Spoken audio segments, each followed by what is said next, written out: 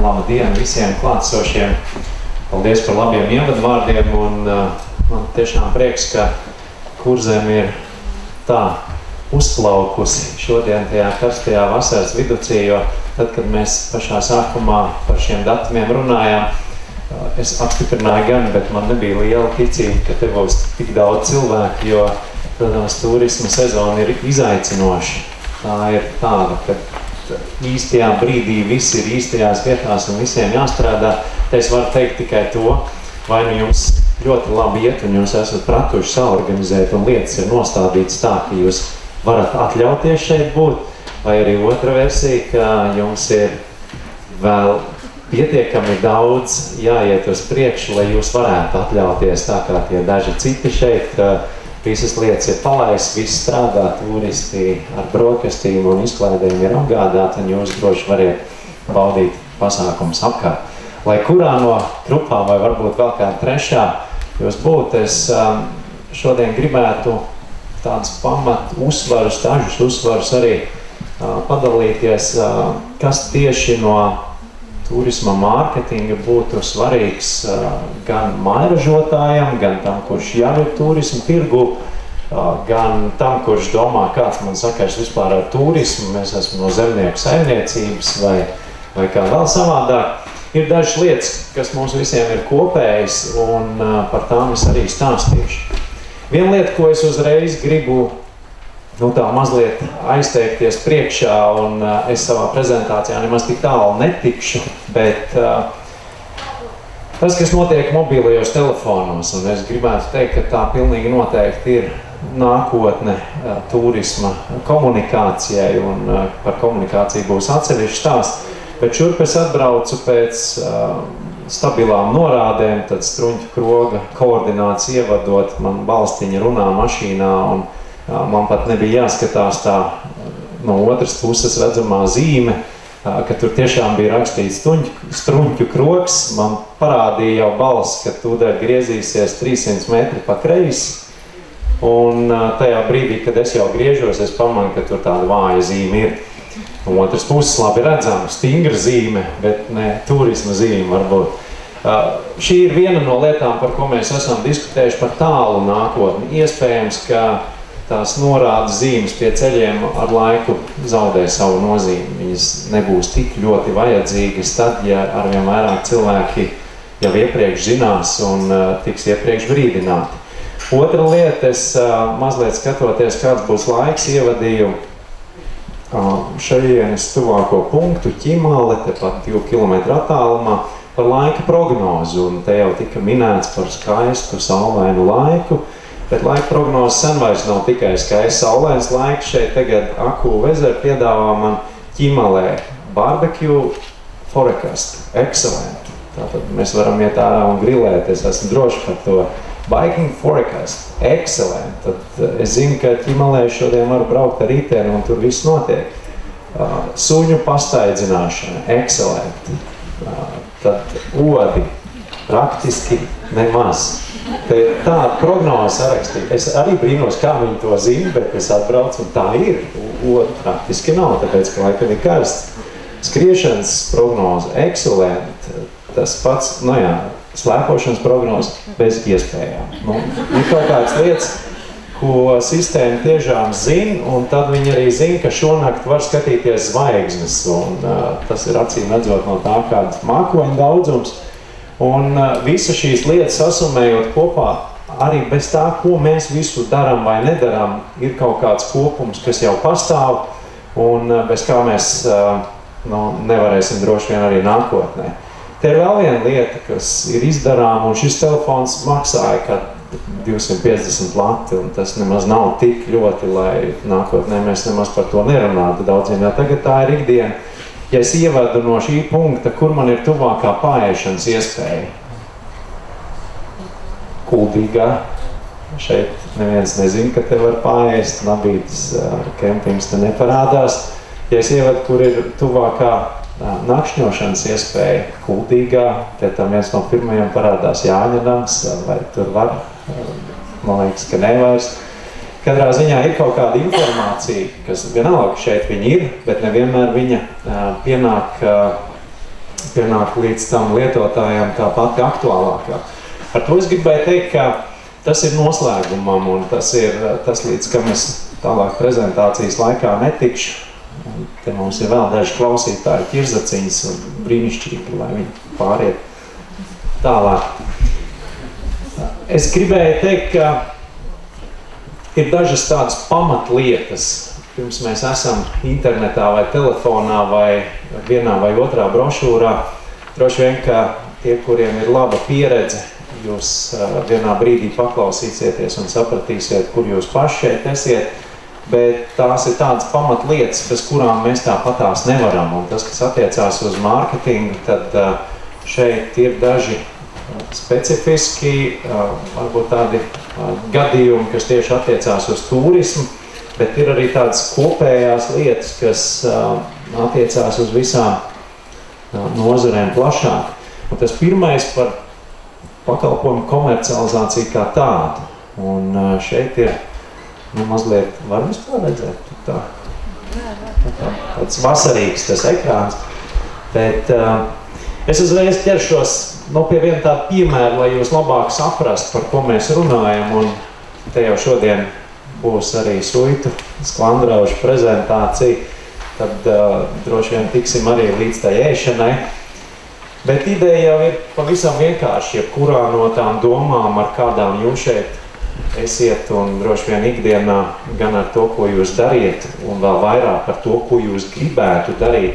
Es teiktu, ka tā ir tā pirmā, var teikt, tā pirmā pakāpe, tā ir tā sapņu būšana. Tad es domāju, visādas domas man ir, te cilvēki brauc, es kaut ko vāku darīt, un tad no šiem te sapņiem mēs nonākam pie nākošā etapa, kas ir tā perēšana. Un tā perēšana tīri tā kā no vistu viedokļa mēs varētu teikt, ka ar laiku gribās to ideju panākt dzīvē īstenot un labāk. Un ne jau velti arī valstī ir izveidoti tādi inkubātori, kas brīžiem jaunajiem palīdz to perēšanas stadiju novest līdz tālākai īstenošanai, bet bieži vien, ja mēs paši to darām, tad tas viss prasa resursus, lai to sapni vai ideju, ar kādām mēs ļoti daudz dzīvojam, lai mēs viņai pieķertos tā nopietni klāt. Un šeit es varētu teikt, ja tajā sapņu stadijā es vēl teiktu, ka man ir liels burkānu dārzs un es te varu māku cept, vai man ir zināms, kurš to mācētu darīt, tad tajā inkubēšanas procesā es jau mēģinu saprast, kas tas sklandu rauss tāds ir un kā man senči viņu taisīja un kur es vispār viņu likšu un vai tam būs pieprasījums vai cilvēkiem tas garšo. Respektīvi, te būtu kaut kāda tāda lielāka konkrētība jau iešana dziļumā par to, ko mēs citiem vārdiem varētu saukt par tirgus izpēti un tādu situācijas novērtēšanu. Tālāk ir tāda demonstrēšanas fāze, kas ir arī tā trešā pakāpe visā šajā komercializēšanas procesā, kur mēs kādam parādam to sklandu rausi. Un te varbūt ir jautājums, vai tas ir sklandu rausi, citā gadījumā tas būs kaut kas cits, bet mums ir izveidots tas, kā mēs viņu gribētu redzēt, vai tas ir noteiktu gramu skaits, vai tas ir noteikts dizains, vai tas ir noteikts iesaiņojums, un šeit es tūdien paņemšu vienu, lai nav tikai pa tukšo jārunā. Šodien piestājot Kuldīgā degvielas uzpildes stacijā, nesaukšu kurā, bet sklandu rauss ražots maiznīcā Liepkalni. Vispār Liepkalni ir no Rūjienas, pēc tam Valmieras, tad tur tiek Ļaviņām, un šis arī Valdgalē tagad tiek ražots ar Liepkalnu ziņu. Un es teiktu, ka šī jau ir tā tālākā fāze, tad iekļūšana tirgu, 45 centīmi viņš maksā, tā kā benzīna tankā. Bet tad mēs domājam, ja es kādam parādu un, tagad man saka, jā, viņš jau tāds labs, bet kā tu viņu tā ieliesi, iedosi kādam līdzi, tad tev vajag iepakojumu, ar kādu vajag dalīties, ja tas maksā tirgū 45 centīmi, cik paliek jums. Te ir daudz jautājumu, kas pirms tam bija jāatbild, Bet ja reiz mēs esam iekļuvuši tirgū, tad tagad mums tikai jācep. Tad mēs ejam uz priekšu un domājam un skatāmies vēl nākošo etapu. Un jā, jebkurā gadījumā mēs domāsim arī par to pēdējo, lai tas ir ilgstošāk, lai tas dod mums naudu un lai tam ir reāla atdeve ilgtermiņā. Un lai kas tas arī nebūtu, lai kādu ideju mēs šeit neieliktu, vai tās būs kāzu rotaļas, vai tā būs viesnīca, vai te būs, piemēram, lielās sporta spēles uzņēmumiem vai maza ražošana, tas etaps ir pilnīgi vienāds. Atšķirsies vienīgais, kas atšķirsies, būs tas, cik daudz resursu, kurā brīdī mums ir jāmobilizē. Un ar viesnīcām un visu to, kas ir tiešām ar pamatīgu investīciju, mēs nevaram iztēloties, pamēģināt, uztaisīt un paaicināt kādu, vai tev patīk, un tagad ne, tur vajag to nojaukt, tur vajag plašāk, labāk ej uz dizainu. Tad mums ir ļoti nopietni jāpiestrādā tajā inkubēšanas procesā, kas būs mans klients, kāds ir tirgus, ko es došu, lai es nenokļūdītos ar to resursu ieguldījumu, un pēc tam izrādās, ka es uzcēlu, bet nav jau nemaz tā. Ir savādāk. Brauc citi, prasa kaut ko citu, man nemaz tā nav. Un šī te resursu mobilizēšana, viņa ir notikusi, bet varbūt mēs to vienu posmu izlaidām. Un tad īsti kaut kas nestrādā vai kaut kas ir jāpārtaisa. Un visās tajos etapos tā resursu mobilizēšana, viņa joprojām būs vajadzīga. Ja mēs gribam iet uz lielāku tirgu, gribam iekļūt tirgu, atkal mums ir jāsavāc savas zināšanas, arī kāda nauda aizmugurē. Un tas pats, ja mēs gribam ilgtermiņā, tad mums ir jāiegulda. Un te uzreiz ir arī pašiem sev jāatbild, un īpaši tas attiektos uz ģimenes uzņēmumiem, kādu šeit ir vairākums pēc jūsu pieraksta spriežot. Uzreiz atbildiet, vai jūs gribēsiet arī nākotnē strādāt kā ģimene, un es varu, man tur sieva vīrs var, un vēl bērni pavasaru palīdzēs, vai arī jūs ejat jau uz to līmeni, ka jūs algojiet vēl kādu, bet tik līdz jūs algojiet, jums ir papildus atbildība. Tad kā viņam visu laiku nodrošināt darbu, alga tomēr ir jāmaksā. Var jau, protams, laist tik pa brīdim vaļā un uz sezonu pieņemt, varbūt studenti, praktikanti palīdzēs, bet tie jautājumi, kas ir tādi nopietnāki, lai mēs varētu mobilizēt tos resursus. Jo citreiz arī ir redzēts, ka pārvērtē. Tad iebrauc kompānija un tā ģimene strādā, bet vai vienmēr var, vai visu paspēja, vai visu izdara, tas ir katram pašam sev jautājums. Vēl viena tāda pamatlieta, ka mēs vairs nerunājam par tādu pamat vajadzību apmierināšanu. Es gribu ēst, es arī tikko novienkāršoju. Gribu ēst, tad es varu paēst Kuldīgā vai paēst Ventspilī vai braukt vēl kaut kur citur. Bet turismā pamatā mēs runājam par to, kā to skaisti izdarīt. Ja man vajag čurāt, tad kā skaisti.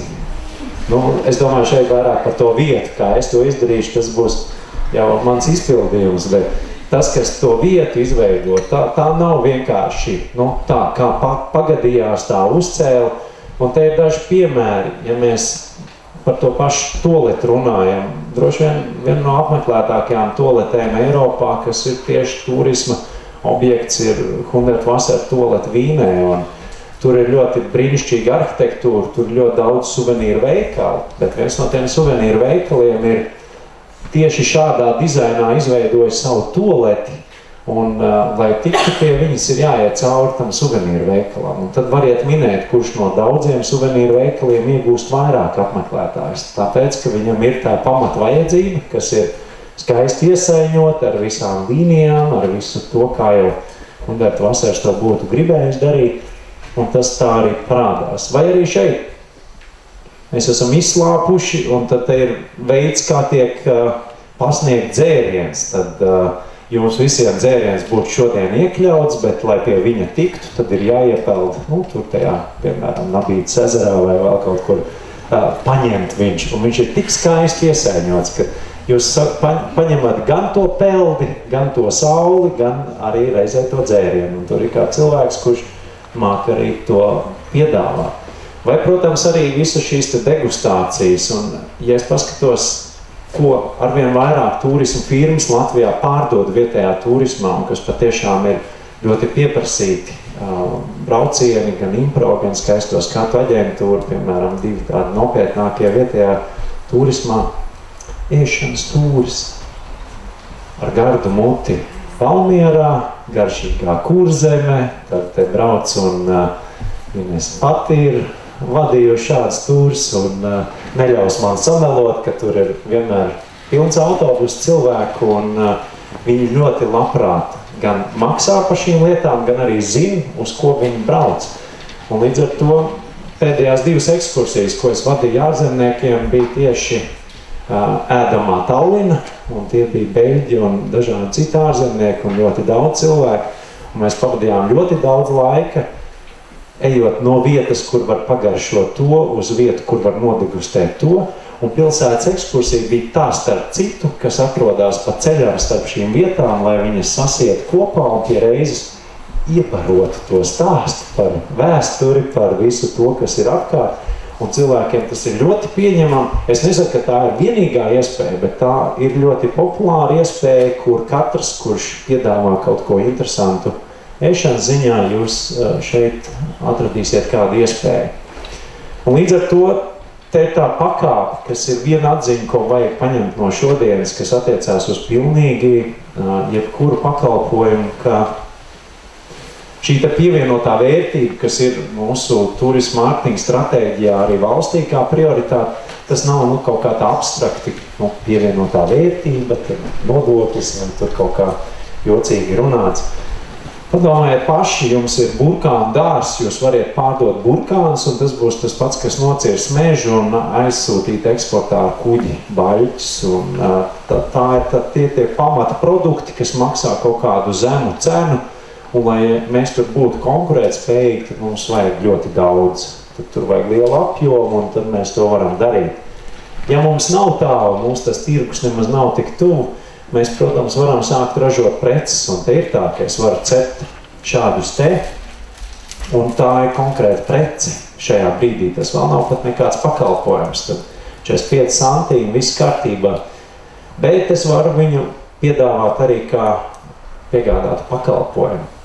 Un te es atceros spēlmaņu krogu, kur mēs bijām gadu atpakaļ, un brīnišķīgi iespēja aizbraukt, piedalīties bukstiņu putras gatavošanā un šo te žograušu taisīšanā. Burvīgi, tas maksā vairāk, bet man patīk. Man ir laiks, man kāds stāsta, kā to vajag darīt, mums ir iespēja to izmēģināt, un šis te pakalpojums, viņš vairs nemaksā 45 centīmus kopā ar visu to žograus. Jūs variet prasīt vairāk, pilnīgi noteikti, tāpēc, ka kāds ar jums darbojās, kāds jums ļauj darboties, un beigās varbūt jūs pats uztaisiet tādu šķību rausīti ar savu darbu, ar vienīgi viņu produktiem, ar viņu stāstu, un jūs viņu nopirksiet pa latu, tikai tāpēc, ka tas bija pakalpojums. Vērtība pieaug, un mēs varētu likt vēl vienu pakāpi klāt, ka tā jau ir tāda skatuviska pieredze. Tas nav tikai tā, ka es te nācu, mēģināju uztaisīt, un kāds man pastāstīja, bet tur jau ir vesels tāds maza etīda apkārt, un es apzināti ieliku, piemēram, Suitu tautas terpā viens pāris, kurš to piedāvā kā iespēja jaunlaulātajiem, tad jūs atbrauciet, un pie mums jūs varēsiet uzcept savu pirmo dzīves kopīgo rausi, un tas jau ir ar visu šo te tērpu būšanu, ar konkrēti izmērām laiku, ir skaidrs, ko mēs tur darīsim, un tas vairs nemaksā latu. Tas taču ir vienreiz dzīvē kāzas, tikai jūs braucat precēties, jums tā viss tur ir noorganizēts, un jūs tur cepsiet. Un līdz ar to šī skatuviskā pieredze, viņas tā vērtība, joprojām tur resursi ir maz no tā, kas tur tiek galā izveidots, bet tur ir arvien vairāk tā cilvēku izdoma un cilvēku pakalpojums. Un turismā šis ļoti tāds svarīgs punkts, jo šis cilvēka pakalpojums, viņam ir arvien pieaugoša vērtība. Jo lielāka izdoma, jo mēs tālāk no lielajiem tirgiem, jo mums šajā virzienā jāstrādā vairāk. Viens cits piemērs ar pirti Vidzemes augstienē, kura ir tik tālu no visām galvenajām plūsmām, ka pie viņiem neatbrauc tie daudzie simti. Bet katru nedēļu atbrauc pa 1, 2 katru vakaru. Un tad viņi arī taisa ļoti individuāli pakalpojumu, kopā iet ļavā zāles lasīt, stāsta par viņām, ir pirtnieku pakalpojums, un ar visu to viņi pārdod dārgāk, bet cilvēki, kas tur aizbrauc, viņi ļoti apmierināti. Viņi zina, ko viņi ir dabūjuši, tad viens ir uz vairumu un pilsētas pirts, un otrs varbūt kaut kas tāds. Te ir viens cits piemērs, ko jūs uzreiz sapratīsiet, kur ir vieta cilvēka talantam, un ja reiz jums ir talants, tad nav jēgas viņu slēpt, jo jebkuru talantu var sasaistīt ar šodienas izklaides un turismu industriju. Un tā ir, ja mēs paskatāmies, kas ir vai kas nav turisms, tad jautājums tikai, kā mēs to pagriežam.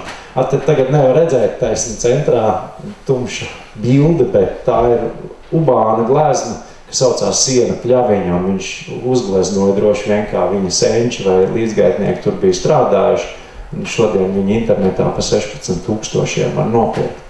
Ja tāda cena par darbu siena pļavā, droši vien es visu bērnību nekad nebūtu krāvis sienu, būtu vienkārši gājis gleznot, bet kaut kā nebija tā talanta. Un te tieši tas, ka dažādos veidos mēs varam viens un tās pašas lietas paskatīties.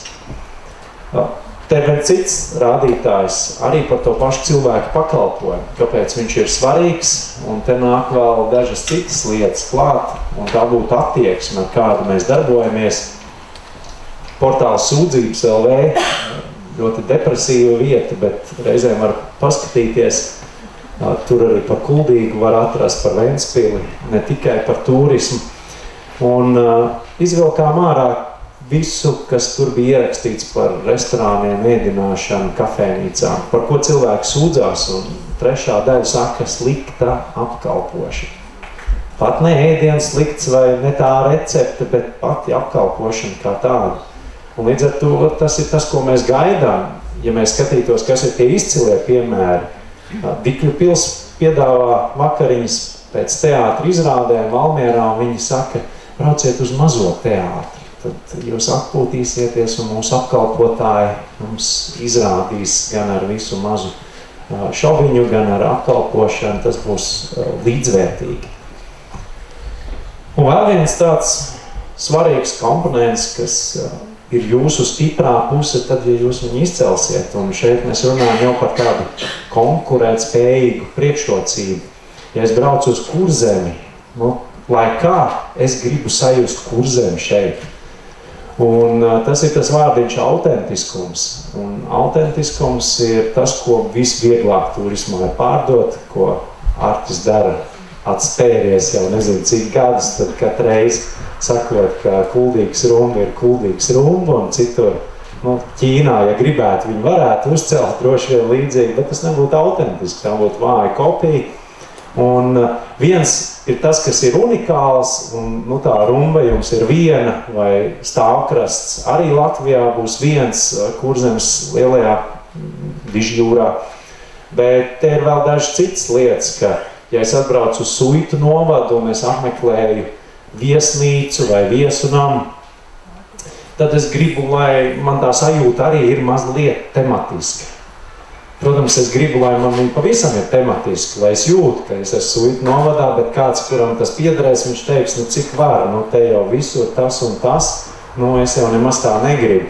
Un šis te skats ir tieši viena no apkārtnes viesu mājām, kur apmeklējot viņu, ļoti laba, parasta, vienkārša viesu māja, viss ir tīrs, kārtīgi sataisīts, bet no brīža, kad es pametu pagalmu un iegāju iekšā, nekas īsti neliecina par to, kur es esmu ieradies. Un vai tas ir nēsošs dizains, vai tā ir nepabeigtība vēl šeit, bet tās ir kaut kādas lietas, kuras varētu iet dziļāk. Ja mēs runājam par Kurzemes zīmolu, tad no brīža, kad es iebraucu Kurzemē, vai tā būs ēšana, vai tā būs nakšņošana, es sajūtu, kad es esmu šeit, vismaz kaut kas man par to atgādina.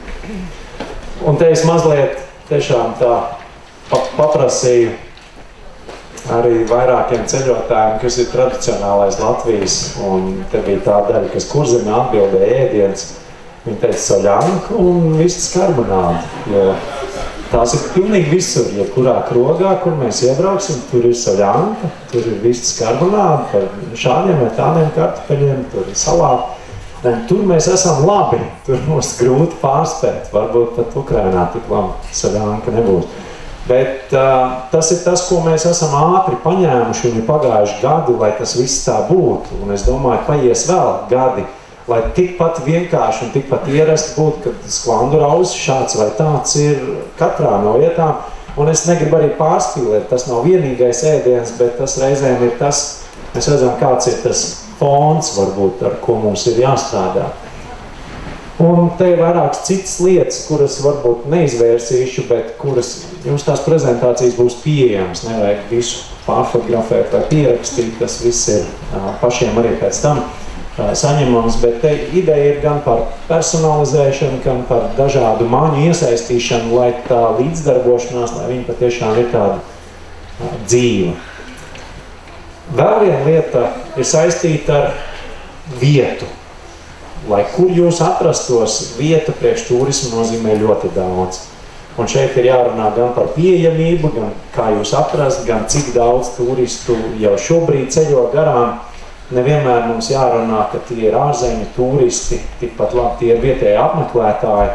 Un ja man ir tāds spēlmaņkroks, tad tipiskākā plūsma, kas tur ir varbūt kuldīdznieku uz jūru un atpakaļ. Un man pat kuldīdznieki der, ja es esmu tieši viņu pusdienu ceļā, un tad es runāju par vietējiem apmeklētājiem, ar kuriem pilnīgi noteikti var strādāt. Bet nešaubīgi, ka tie stiprie punkti Kurzemē arī ir Ventspils un Kuldīga un Kolkas Raks un Liepāja. Un ja mēs paskatāmies arī starp Latvijas novadiem kopumā, un te ir tā arī mana misija, kāpēc patīk Kurzemē un kāpēc ir jauki atpūsties reģionā. Tā ideja ir spēlēt pret Rīgas dominanci reģioniem kā tādiem. Un šeit nav nozīme viens vai otrs reģions, bet Rīga turismā tie ir 80%, kas paliek tur un galīgi neskauž, bet ir jādomā par to, kā viņus dabūt vairāk ārā. Ja mēs runājam par citām sfērām, tad kaut vai 2/3 Latvijas ekonomikas arī ir pašā centrā. Reģionu tādā piedāvājumā Kurzeme ir pirmajā vietā starp 4 Latvijas reģioniem, un vismaz tajā ziņā jūs variet būt droši, tas, kas ir darīts gan Ventspilī, gan Kuldīgā un Liepājā līdz šim ar tādiem lielākiem turisma centriem, varbūt redzamākajā ziņā, tad tas viss ir arī rezultējies tajā, kur brauc vairāk, un te ļoti svarīgi arī, kā tas iekļaujās tādos kopējos maršrutos.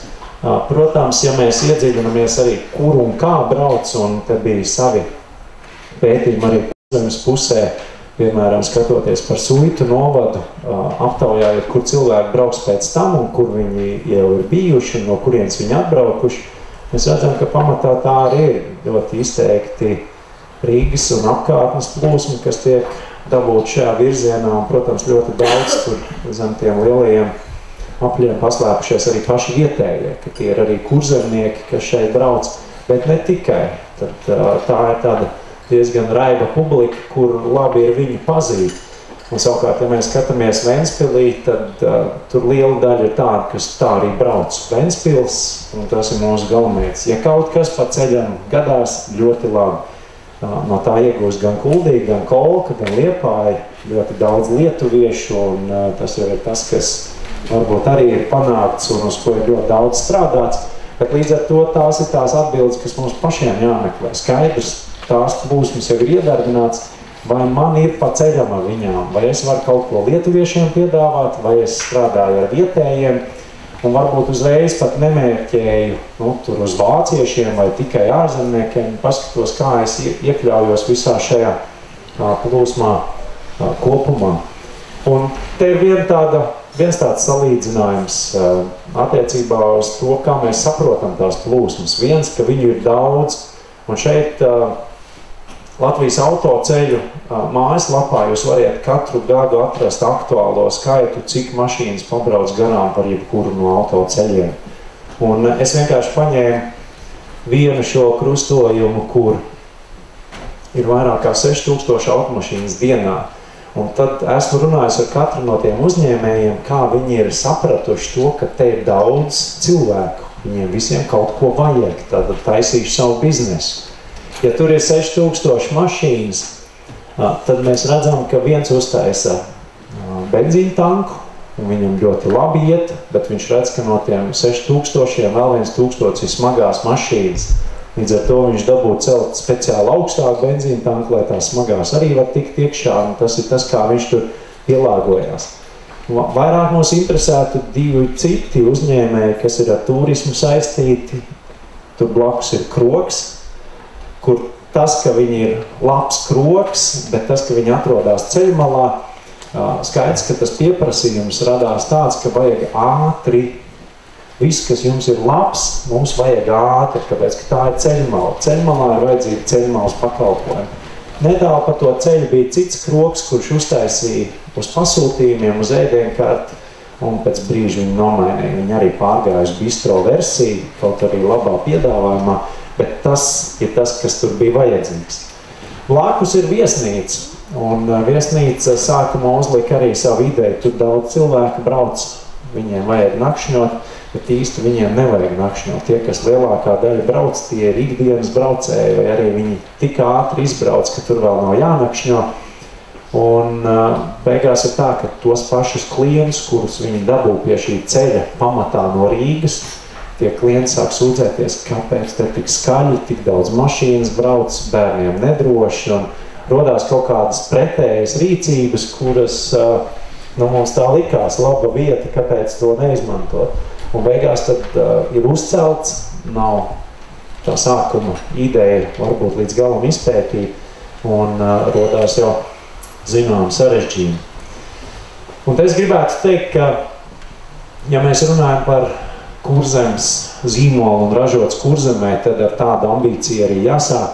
Un te ir runa tiešām par tādu savu misijas sajūtu un ambīcijām lielā daļā gadījumu, jo mums nebūtu jāsēž šeit, ja mēs tā sev sakam, pamēģināšu, varbūt kaut kas sanāks. Man daudz labāk patiktos, ja jūs jau uzreiz būtu karavīgāk noskaņojušies, ka jūs ir izlase, jūs ir tā labākā daļa, kas kaut ko vēl dara, un jums ir pilna galva idejām. Un es uzreiz nāku ar to ambīciju un redzu, jā, ražots Kurzemē, es atbilstu tam, es taču to zinu, kurš cits labāk varēs to produktu izveidot, ja ne es pats. Un tad es arī uzreiz skatos, ka kur man ir pa ceļam, vai es gribu būt labākais Kurzemes ražotājs kaut kādā noteiktā sfērā un tagad izvirzu par mērķi saņemt tur lielo Jēkabu, 2018. gadā varētu tāds labs mērķis būt. Un tad es strādāju uz to. Vai arī es redzu savādāk, man nemaz tik svarīgi nav tur ļoti nopelnīt un komercializēties, bet vērtības ir tradīcijas, un lai suitu tērpi nepazustu, lai tā kultūra un dziedāšana, lai tā nebūtu tikai cienījumos gados ļaužu tradīcija, kur vienmēr, kad dzied, kad noskatos ar skumjām, kāpēc tur jauno nav klāt, tad es saku, tā ir vērtība, un caur turismu mēs viņu gribam iedzīvināt, un nekad ne Latgalē, ne Valmierā, ne Ādažos, nenokopēs. Tas ir tas autentiskais, un tas arī būs, tad liekot klāt vērtības, un tad ir mūsu standarti, un te varbūt Latgalē ir zināmas priekšrocības būt viesmīlīgāk, ja mēs esam dzirdējis tā sakam, ka tur Latgalē ir viesmīlīgāk nekā varbūt vēsturiski Kurzemē ir bijis. Bet te ir mūsu izaicinājums pierādīt, ka mūsu standarti, tie, kas strādā šajā jomā, ka viņi nav zemāki, ka ir noteikta kursiskā viesmīlība, kuru mēs arī virzam kā standārtu, un tad mēs to visu liekam tajā stratēģijā kopā. Un šim ir jābūt, tas ir tāds sākuma uzstādījums, kur tā ambīcijas redzu, ka citus tā dzen postā, viņi neļauj gulēt, viņa liek rosīties, liek iesaistīt arvien vairāk cilvēkus. Bet tas nav tikai tā, pamēģināšu, sanāks, nesanāks. Tad te ir jāiet stabili tālāk. Un, protams, te ir tas svarīgais posms, tad tā ir tā situācijas novērtēšana, kas būtu mājas darbiņš katram savā sfērā. Kādas ir tendences, kas notiek, mēs redzam, ka uz Latvijas demogrāfijas fona Kurzeme izskatās vislabāk no reģioniem. Tad arī pēc attīstības rādītājiem, bet tas ir tā salīdzinoši. Ja mēs zinām, ka nākotnē cilvēku gados būs vēl vairāk, tad jau uzreiz mēs varam domāt, kas no tā visa der teiksim, senioru tirgumu, ja tas ir nākotnes tirgus. Un es teikšu, vīns der, sklandu rauzes taisīt arī der, un te būtu vairākas cits iespējas, ko mēs visi varam darīt. Viens svarīgs aspekts būtu arī tāda tirgus un tāda konkurentu novērtēšana, un es mēģināšu to arī tādos dažos cīkos soļos pateikt tikai, bet ar domu, ka ja nākamais runātājs dīdās, lai es arī neaizētu par dzīvi. Bet konkurence mēs varam ļoti dažādā mērogā vērtēt, un viens no tiem apstiprinājumiem, kas tiešām bija braukājot pa visu Latviju un skatoties savai doktora disertācijai dažādas turismu uzņēmēju stratēģijas, viens apstiprinājums bija, ka mēs absolūti nenovērtējam konkurenci. Mums liekas, es esmu vienīgais savā pagastā, novadā vai reģionā, kurš tā dara, bet tas jau nav vienīgais, ko klienti izvēlās. Varbūt tur ir daudz cita aizstājēji un tam līdzīgi. Bet šeit kaut vai pa galamērķiem mēs redzam, ka Ventspils ar Ventspils novadu ir apmeklētākais galamērķis aiz Rīgas uzreiz vietējā turismā, pie tam ar ļoti stabilu pienesumu. Gauss Nacionālais parks pēc tam Liepāja un Nīcas novads. Un tas nozīmē, ka šī te konkurētspēja ir tieši vietējā turismā ļoti augsta. Mēs varam piesaistīt ļoti daudz Rīgas un Rīgas apkārtnes turistus, un tie tieši nakšņotāji, kas mums ir ļoti izdevīgi. Ja paskatās, katrs tas melnais laukumiņš ir naktsmītne, naktsmītne Latvijā 1700, un daļa no tiem būs tie, kas oficiāli ir atrodami, un tad ir, protams, vasara, kas arī šeit nav iekšā. Tagad SS paskatieties, tur ir interesanti, tur ir SSā parādās arī sludinājumi, kur izīrē mājas un pārdot dzīvokli tikai uz dažām naktīm un tam līdzīgi pieprasītākajās vietās. Bet varētu teikt, ka tas tīkls priekš tās sezonalitātes viņš ir izveidojies. Vairāk vai mazāk tās vietas, kur viņam bija jābūt, viņas vairāk vai mazāk arī ir atradušās, un tagad pilnīgi no pamatiem veidot jaunu, tas būtu liels izaicinājums, bet tad tas mājas darbiņš ar to tirgus izpēti, viņš ir vēl rūpīgāk jāveic, jo, protams, ka no visa šī ļoti daudz ir tādi, kuri pamēģināja tikai. Vai viņi tur dzīvo un tur ir kaut kāds blakus piedāvājums, bet tas nenozīmē, ka tas viss strādā precīzi. Otra lieta, ka vai mēs precīzi zinām, ko dara stiprākie konkurenti, un šeit ir tāds izaicinājums gan salīdzināt viņu stiprās un vājās puses ar manējām, bet vienlaicīgi arī saprast no šī salīdzinājuma, kur mums ir pa ceļam. Un tā ir vēl viena atziņa, kā saprast, kur atrast tos sadarbības punktus ar konkurentiem. Konkurenti vienmēr darīs tā, kā viņiem jādara, un centīsies būt reizē soli priekšā, bet Kurzeme kopumā izskatās labāk nekā viens pats kempings pie Usmas. Ja mēs mēģinām dabūt to rīcnieku ārā, tad cik plašs ir tas piedāvājums un kā mēs uz viņu varam norēģēt. Un tad ir ļoti svarīgi arī šī te cenas situācija, kur, piemēram, viesnīcām, ja mēs paņemam divus rādītājus, cik daudz mēs prasām par divvietīgu numuru, un kāds ir atsauksmes par šo viesnīcu vērtējot ballēs, piemēram, Booking.com vai HRS, kas ir divas populārākās sistēmas.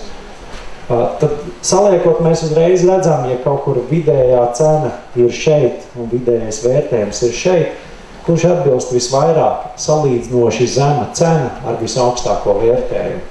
Un tās arī būs pārdotākās vietas, jo tie, kas meklē konkrētu piedāvājumu, tad mums nav vienmēr jābūt lētākiem vai obligāti ar vidējo cenu. Tad šī te konkurences izpēta viņa palīdz arī mums pašiem saprast, cik stipri mēs patiesībā esam un kā to visu varētu darīt. Un pēdējā atziņa, ko es gribētu uzsvērt, un tur paliks dažas lietas vēl vairāk pierakstītas, ir savu klientu novērtēšana. Ne tikai tā, ka mēs zinām tas, kas atbrauc, kas viņš tāds ir, bet mēs arī zinām daudz precīzāk, kurus mēs gribētu pie sevis un kas tieši viņiem ir raksturīgs. Un šeit arī tā ir viena no tādām citām atziņām, ka uzņēmēji reizēm pārāk pavirši to novērtē. Es nesaku, ka visi un tie, kas ir labākie savā sfērā, tad es domāju, ka tur viss ir kārtībā, bet tas nav tikai skolēni vai rīdzinieki vai lietuvieši, bet tas būtu arī ar atbildēm uz visiem šiem jautājumiem, gan par vecumu, gan par kompāniju, gan ar to, kādu ceļošanas līdzekli viņi izvēlās vai ar savām mašīnām, kāda ir viņu maksāt spēja. Un ļoti svarīgi, man liekas, pats svarīgākais jautājums, ko paņemiet līdzi no šīs te klientu izpratnes, ir, kādā veidā viņi pieņem lēmumu, kurā brīdī un kādā veidā viņi pieņem lēmumu, lai viņi ierastos pie jums. Un bieži vien tā ir vissvarīgākā īpašība, uz kuru tad arī jāstrādā un kuras iedošu to tiltiņu nākamajai prezentācijai, ja mēs runāsim jau par komunikāciju un reklāmu, tad tas vislabāk mērķē tieši tajā brīdī, kad viņš domā vēl. Līdz ar to dažas atbildes saka priekšā, ka arvien vairāk tas būs mājās sēžot un pētot internetu un iepazīstoties ar to jau labu laiku iepriekš. Tie, kas nebūs izlēmuši, tad viņš paņems telefonu un brauks uz labu laimu un ir aptuvens virziens un varbūt tad viņš pieņem pēdējā brīdī. Bet ļoti bieži jau ir tā, ka, ja jūs sakiet, ka jūsu klients ir pensionārs un viņi brauc ar grupām, tad lēmumu pieņem droši vien pensionāru biedrības vadītājs. Un ja Latvijā mēs paskatītos, cik daudz ir biedrību, un vai mēs esam kaut vienu reizi aizsūtījuši kādu privātu uzaicinājumu kādai no biedrībām, ka mums ir kaut kas īpašs, tad te ir arī atbildes, tad kurš pieņem lēmumu un kā mēs gribam viņus pie sevis redzēt, vai mēs esam īpaši ar viņiem strādājuši. Un citos gadījumos, ja jūs sakiet, ka brauc ģimene, tad kurš ģimenē pieņem lēmumu, vai sieva, vai vīrs, vai bērni ietekmē, kur brauks atpūsties. Un tās ir lietas, kuras ļoti nopietni jāpadomā, un līdz ar to, ja mēs strādājam tajā virzienā, tad droši vien mums ir arī atbildi uzreiz. Ja mēs sakam ģimenes, tad mums tur ir pakārtot ģimenēm. Ja mēs sakam, mums ir romantiskā vieta pārīšiem, kuriem nav, tas bērns tur traucē, nav visiem jābūt ļoti nokrāmētiem ar spēju laukumiem, kas viss maksā naudu, un mēs darām tikai tāpēc, ka citi arī tā dara, tad mums var būt sava stingrāka stratēģija. Līdz ar to no šīs plānošanas, un ar to es arī beigšu, mēs varam nonākt līdz pozicionējumam, kur šis te pozicionējums arī būtu tā atslēga, ko es no mārketinga gribētu redzēt, kā stingrāko to rezultātu, ko jūs esat izdarījuši. Jūs ziniet, kas ir tirgu, jūs ziniet, kas ir jūsu stiprās puses, un jūs pazīstiet savu klientu. Un tad mēs arī izveidojam to stāstu ar klienta vārdiem, ka viņš pats saprot, ka viņš ir uzrunāts, un jums variet piedāvāt to savu stipro pusi. Šajā situācijā šodien arī pēc šī semināra ceļojuši pa kurzēm, un vairākas vietas, kas man uzrunāja ar savu autentiskumu un ar to, ka mēs zinām, ko mēs tur varam darīt, ļoti viegli izvēlēties. Nav jāsarežģīt, tāpēc, ka tur cilvēki ir pacentušies un piedāvājuši sevi ļoti labā veidā, precīzā veidā. Labi, tas arī priekš šodienas dažas atziņas, un ja man tā jāapkopo tas viss kopumā, tad mēs domājam par mūsu konkurētspējīgām priekšrocībām. Nevis par to, ka man ir vienīgais un man ir lielākais akmens vai dižākais ozolis kurzemē, un tikai tāpēc visi brauc pie manis, bet konkurētspējīgās priekšrocības būs arī tā īpašā viesmīlība, tas autentiskums, tās klientu vajadzību izpratnes, kaut kas no tā, ko jūs variet paši ietekmēt. Ne tikai laiks vai pagasts vai novads. Paldies!